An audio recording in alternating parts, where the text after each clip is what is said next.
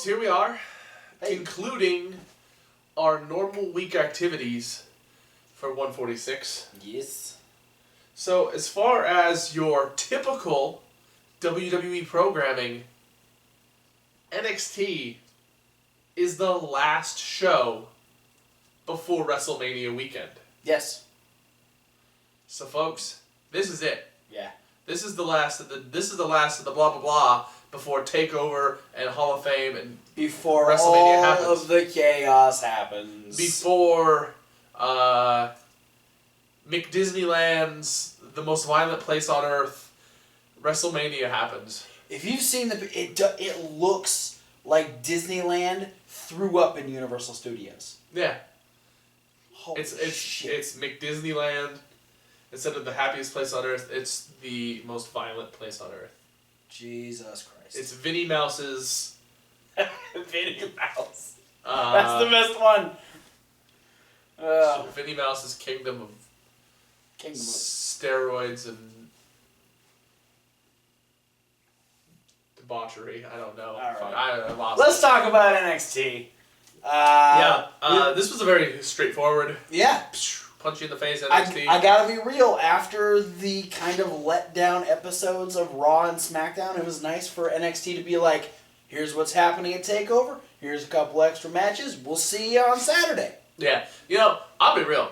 Because I wasn't here for... Yeah, you didn't get to talk about SmackDown. So I'll go on a small, very brief tangent. Go for it. I liked SmackDown until the last 3 minutes. Yeah. I went, SmackDown is alright.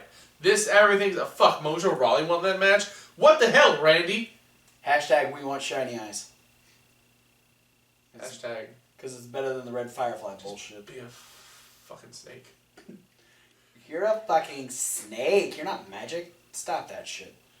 But on NXT, we started with that triple threat match that we knew we were going to get. We had Akam representing the Authors of Pain, Johnny Gargano representing DIY, and we had Dash Wilder representing the Revival in a triple threat preview match of the tag team elimination match that will happen this Saturday at TakeOver. And I gotta say, I think everyone did a really good job. Yeah. Especially Dash running away. Good job, Dash. Yeah, great job, Dash. Which is good because it was a good heel move. It was brilliant. But I think that even worked to the strength of the match, that instead we just pretty much got mostly a one-on-one match between Akam and Johnny Gargano. Yeah. Which worked out really well. Which I enjoyed because I was happy to see that Akam could do stuff by himself. Yeah, he did a very... I was worried because we haven't seen either Authors of Pain member do one-on-one. The question is, can Razor do the same thing? We don't need to know. We know that Akam can do it, so at least there's one strong member of that team. But yeah, Dash and Dawson... I think they're both strong. Strong working. Okay, there you go. Dash and Dawson end up walking away from the match. Yeah, we're not going to deal with it. We're just... Which is the smart thing to do because they're hey, guess what? In a week we're gonna have to be in a match with you guys anyways. Yeah, this isn't for the titles. So, Saturday's for the titles. Peace off, bitches. So they end up walking away. So yeah, we just pretty much get a fight between Akam and Johnny Gargano. Gargano.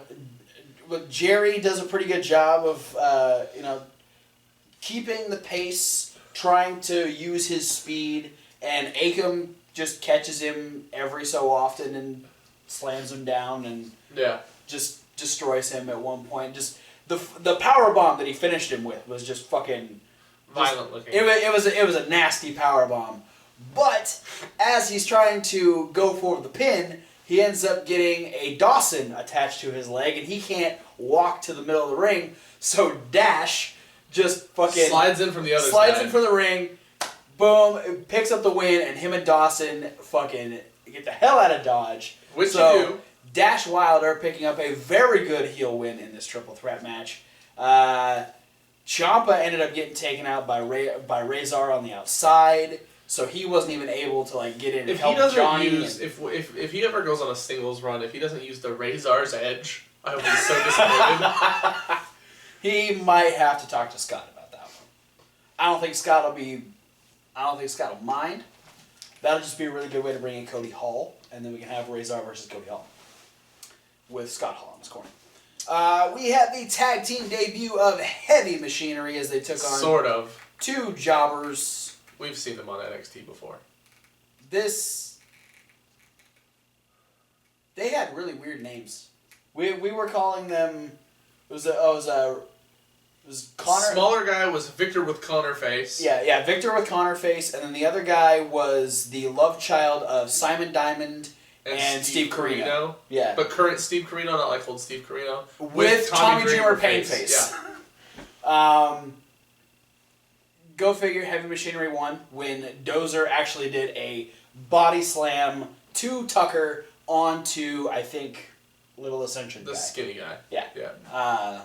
The Descension. So yeah. That's just the name of that team. The Descension. The Descension. Yeah. So yeah, that happened. I mean, did anybody think that they were not going to win their... That would have been really sad. ...debut match? It would have been really sad if they lost that match. I mean, I don't understand calling it their debut match if they didn't even wear the Heavy Machinery outfit last time they were on TV and lost to the Revival. That's true. But they did. We had the contract signing between Asuka and Ember Moon. Both ladies had some words for each other. Ember's very confident that she will be the one to finally defeat Asuka, and Asuka still feels like nobody, including Ember Moon, is ready for Asuka. Simple as that. You know, I've learned from life experiences, you don't have to be ready to win. But you have to be ready for Asuka. I don't think so. Ain't nobody been ready for Asuka yet. There's been a lot of challengers. That's what I'm saying. You don't have to be ready to win. I've seen people go in with no expectation of what's going to happen and come out on top. All right. I've gone into scenarios where I thought I had no chance of doing something and won. You don't got to be ready to win. You just got to be willing to win. You just got to be willing to win. If you're going to make it a win, make it a win. That is sage advice, by the way. Yeah. No, that's Titus advice. Gross. That's advice from the Titus brand. That's the only Titus quote I will ever give you, by the way. It's fucking stupid. We got our fifth and potential final match for the NXT TakeOver card. Because I think this one might take a while. Because we are getting an 8-person tag team match as all 4 members of Sanity will take on Noe Jose, Ty Dillinger, Roderick Strong, and Ruby Riott. Yes. I'm so excited for this match. 2 NXT on-screen debuts. Yeah. Let's take over. Yes. For 2 really great fucking workers. Yeah. All tatted up like motherfuckers. So yeah, I'm really excited to see how Ruby gets involved. I'm really excited to see her and Nikki just fucking tear each other apart. Yeah. And we know that Nikki likes to get involved and jump on people's back. I'm still waiting for Noe Jose to punch her in the face. It could happen on Saturday. I don't know. But if it does, I'll probably pop for it. But who's Ruby going to punch in the face? All of them. All of them. Especially Killian. I want her to go after Killian just because. But yeah, so that is officially happening. And then on our main event, we had the Loser Leaves NXT match. Cassius Ohno taking on Elias Sampson. At first glance, looking at this match, you're immediately going to go, bye, Elias. But then I sat and I gave it some more forethought, and I'm like, well, what if they put Cassius on NXT just to have that moment of like, oh, remember this guy was on NXT before, but now he's going to be on the main roster. Yeah. And I started thinking like, wow, I mean, like, they could do that. Like, if they brought him in and maybe he worked some house shows and they're like, fuck, he's gotten better. We need to put him on the main card, especially like right after WrestleMania. Yeah. Let's figure out a way to write him out of NXT fast. Yeah. And the way this match went, there were a few times where both sides had very clear advantages and what could have been the end of the match. Yeah, the one that got me was Elias Sampson did the roll-up and then he put his feet on the ropes. And the referee almost didn't see it. Yeah, like, the referee did such a good job of not catching it to the last minute that I thought Elias Sampson was going to beat him with such a heel fucking move. And it would have been... I would have enjoyed it. Like, it would have been that's great. weird. Yeah, because you don't really like Elias Sampson. I know. But really. This match was good. They worked very well together. And they gave each other some major shots. Yeah, too. my biggest downside is the crowd was kind of dead. Yeah. For the match. They'd gone through a lot already, though, because this is obviously the end of this set of tapings from the CFE arena or whatever it is. So, you've already had the return of Shinsuke. You've had the debut of Ruby Riott. There was a lot There was a lot of stuff that was happening. Well, I mean, we had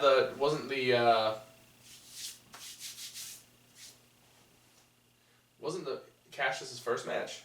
Him versus Rude was the main event of the first one from CFE? The championship match between him and Rude. Yeah, so there was a lot of stuff that happened at this particular taping. But I still appreciate, people were still into booing Elias Sampson, doing the drift away chants and stuff like that. So they weren't totally dead, but the amount of energy wasn't nearly as much as it had been over the last couple weeks. But that's okay. Despite a very good attempt from Elias Sampson, he would be dropped with a death by elbow. Cassius Ohno sticking around in NXT. Elias Sampson was forced to leave by referees and security guards. Yeah, so don't be shocked if you see some greasy long-haired dude pop up in the Andre the Giant Memorial Battle Royal. I hope and then he's not Polar Baron Corbin. I hope he's on the roller coaster. He's just on the roller coaster the whole... Twanging a new guitar. Just for 6 hours. For twanging a ukulele. For the entire 6 hours that is WrestleMania, he's just on that. He would get so sick. Eventually what would happen, if you're on the same roller coaster for that long, your body's going to acclimate to it. And then what's going to happen is when he gets off, he's going to be wobbling all over the place. Oh, yeah. He's going to have sea legs. Yeah. And it would look ridiculous. Yeah. I kind of hope... I know there's not a chance in the world that's actually happening, but now you're secretly hoping for it. Secretly hoping for it, and you know what? He's probably going to be like an Undertaker druid or something. Maybe. But that is it for NXT. Undertaker has druids for his entrance. See if you can't pick out which NXT guys they are. Because last year... The year we went, fucking like Enzo was one, and Sami Callihan was one, and... they were all the SWAT guys for the Triple H entrance. As a lot of them were last year. They were the guys with the skulls and the championship belts. Yeah. So it's kind of cool now that they have their own slew of people that they don't have to not cool that they don't have to bring in indie guys to do it, but they have people. They have extra guys. They have people on tap where they're like, hey, we need a bunch of guys to dress exactly the same. Hey, you guys want to get a little bit extra money? Come to WrestleMania. You guys want to wear robes and stare at the floor? Sure. But that is it for NXT. You want to be wacky dancing scarecrow people? I hope that some of the NXT guys play the Bailey Buddies on Sunday. Not going to happen. But, since we don't have Lucha Underground to talk about... No, we're going to predict. We got a special podcast for those of you that do listen to the podcast. You are getting a little bit of predictions. You guys are getting a treat because this is the second go around, I think, because Lucha Underground's been gone for so long. I mean, we might even have one more takeover before Lucha Underground comes back, so there might be one more podcast where you get some predictions. Yeah. Let's get into it. Sure. We've got the 8-person tag team match. Brand new addition to the card. No championships on the line. This is the first time we've got to see all 4 members of Sanity in a match together. Ruby Riott's debut, in-ring debut at least, and hopefully some redemption for Roddy, Jose, and Ty Dillinger. Yeah. So, who you got? I've got Ty, Roddy, Jose, and my girl Ruby. I have to agree. This is going to be the first big loss for Sanity. Ty Dillinger's going to get the final blow. He's finally going to hit the tiebreaker, pin Eric Young, probably end up causing some sort of final confrontation between just the two of them to blow this whole thing off. I think this is going to be it for Ty Dillinger. Really? I think this is going to be the Ty Dillinger send-off. You think he's going to the main roster? I think he's going to disappear. And my brain of brains says that there might be some sort of pseudo-supplemental draft right after WrestleMania. Interesting. An idea of, like, maybe Raw and SmackDown each get to draft, like, 3 people from NXT.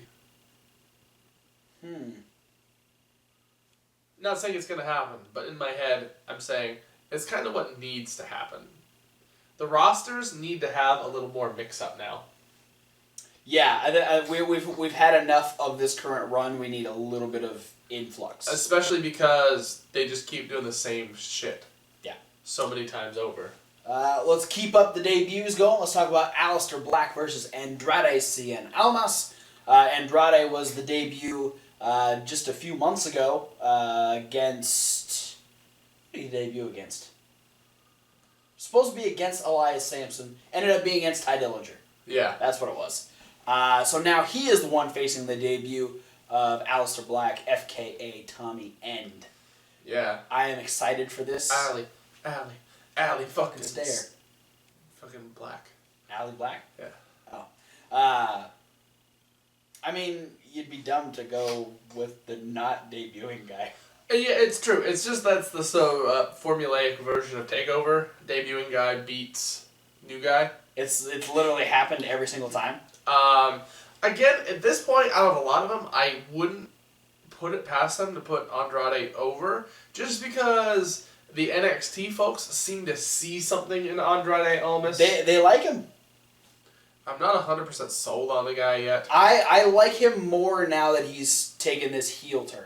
I would like him a lot more if he didn't do the fucking double knees thing. That's fair. Just him doing the Sasha Banks move throws me off. I guess. I don't know. He's a good wrestler. I like him enough. But yeah, Aleister Black all the way. Absolutely. Because I have a feeling like some of CN's facial features are not going to be where they started. I'm going to be real. I might lose some faith in NXT if they make Tommy End lose his debut match. Yeah, well, absolutely. But, yeah, like, I just, I wouldn't be surprised if Andrade's face looks sort of like an abstract painting afterwards. It might be a little rough. Don't expect... He'd probably have some welting around his torso, too. So, if you see a druid that happens to be walking slightly to the left... It's probably Andrade. Bleeding. Still. All right, title matches. We got all 3 of them happening. We do? Starting with our triple threat elimination tag team title match. The Authors of Pain defend against the Revival and DIY. I am going with an Authors of Pain retention. Authors of Pain retaining... literally, so far, it makes the most sense. Mm-hmm. If you're going to fan service the crowd, a DIY recapturing the titles is literally the second most obvious choice. Are you seriously going to do this? I've been saying it from the get-go. I thought you were bullshit. You are legit about to say this. 3-time NXT Tag Team Champions coming out of TakeOver, the Revival. All right. Holy crap, a cat just grew out of your couch. Yeah, it happens. I didn't... I'm not bullshitting. My boys are going to take home the gold. You're going to do that while you're wearing your Johnny Gargano t-shirt. Absolutely. Do you remember the time where I wore this and then I pulled it off and it was the Revival shirt underneath? You're not going to do it now because I watched you put that on. Yeah, there's no shirt. But I'm just saying. There's a sweater. What? It's because your hair. Oh. I get it. It's like Killian Dane under there. Not that bad. No, it's not. All right. I get it. You like the Revival, but I'm actually surprised at this decision. But stick to it, my brother. Stick to it. Amen. All right, singles titles now. The Women's Championship is on the line. Asuka, undefeated, takes on Ember Moon, undefeated. This is the first time we've seen something like this in NXT. Yeah. I'm a little more torn than I was about who's going to win this match before SmackDown. Yes. That's fair. Because going into SmackDown, we didn't know what exactly the SmackDown Women's Championship match was going to entail.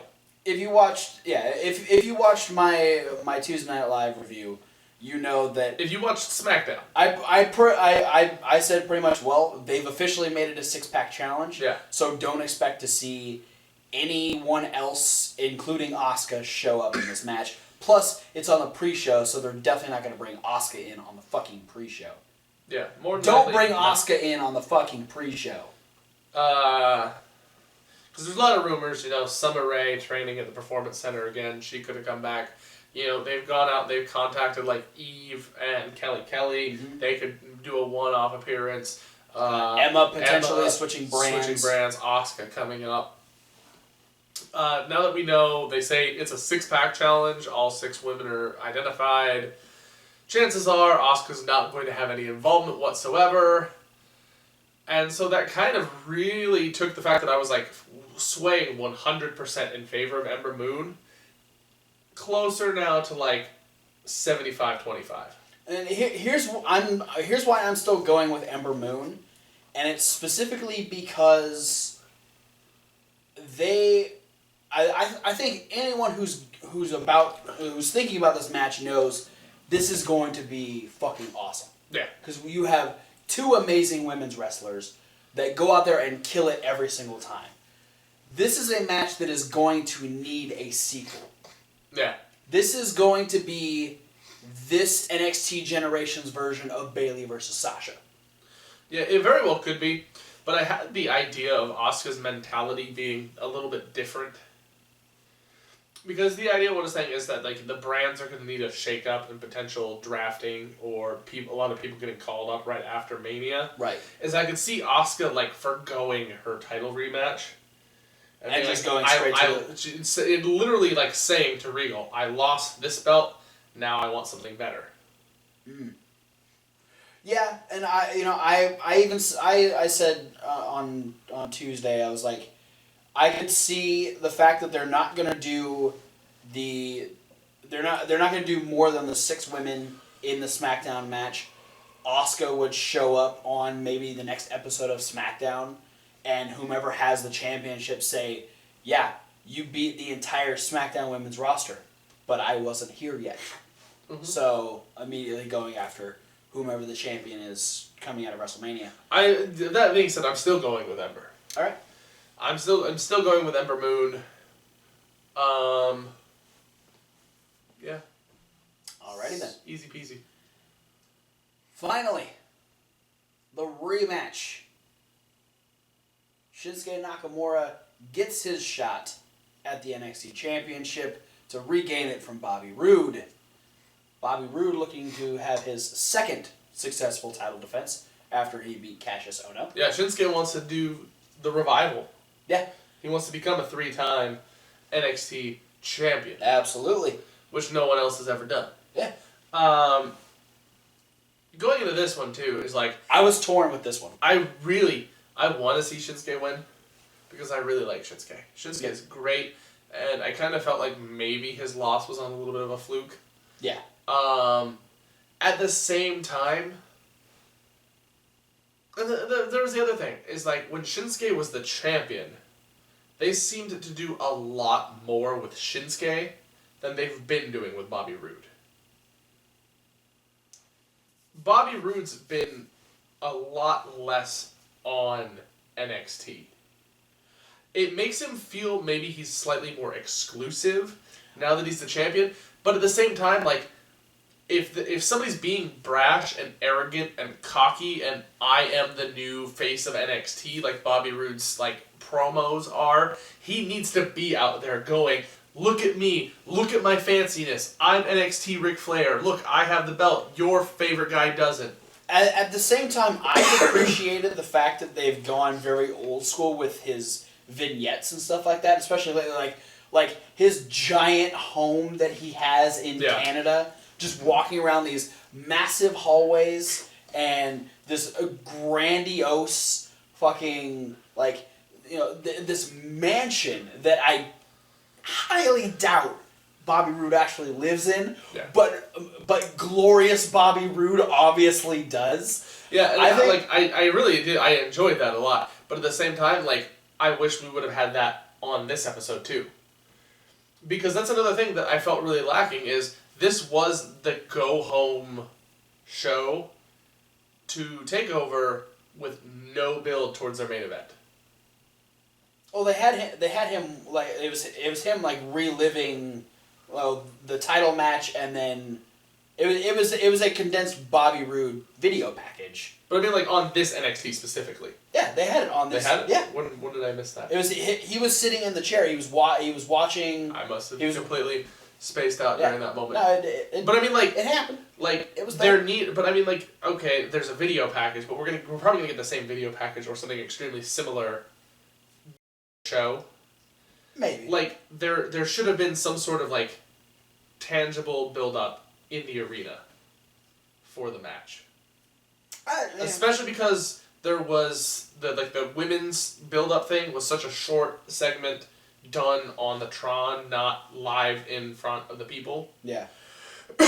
Like if you want to make the championship feel important, make it feel important. Because right now, I feel like that's kind of like the side project going on right now. I don't know. For me, I like that NXT makes everything important. And the fact that we've already had Shinsuke's return, Bobby Roode successfully defend the championship, and we already there isn't a whole lot more that we need to know about this title match, because we know that Shinsuke has been extremely upset with the fact that he lost at the last Takeover. I guess the one thing I'm missing is something along the lines of what they also should have done with Seth Rollins and Triple H, is I would have really enjoyed, like, if they would have had, like, tonight on NXT, for example, a small skirmish in the ring where maybe they, like, Bobby Roode calls out Shinsuke to shake hands before their big title match to show that he's a graceful champion, and then he attacks Shinsuke from behind, and then he goes to put him in the half crab, and then, like, we see that Shinsuke has some sort of really cool counter to get out of the half crab now. Mm. So, like, that move that Bobby Roode used to put him on the shelf isn't going to work again. Okay. You know, like, something to amp it up, because right now I'm feeling, like, plateaued at the exact same level as their first match. Hmm. All right. That being said, who Bobby you going Roode. For? All right, me too.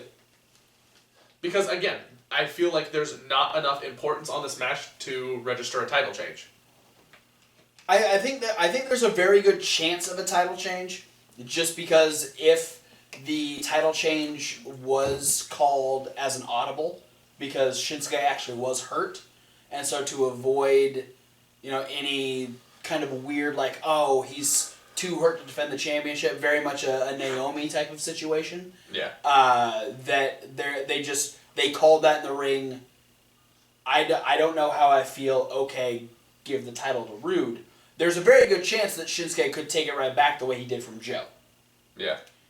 But I think Bobby Roode as a champion, it's been a while since we've had a really good heel champion. And it's been a while since we've had a good lengthy championship reign. Yeah. So I would like to see Bobby Roode keep it, but I'm not going to be upset if Shinsuke takes it. Yeah. No, like I said at the outset, I like Shinsuke. And I kind of want Shinsuke to win on the fact that I like him. Mm-hmm. He's a cool dude. Good wrestler. But at the same time, I do want Bobby Roode to win because I want to see them do more with Bobby Roode. That's fair. I want Bobby Roode to be modern-day Ric Flair in NXT. Well, we will find out this Saturday when we see what happens at NXT TakeOver Orlando. For now, this is the end of the midweek wrap-up. Thanks for watching, guys. Yeah, don't forget to like, comment, and subscribe. Click the links down in the description. Send it to all of our social medias. I didn't mean to flip you guys off, by the way.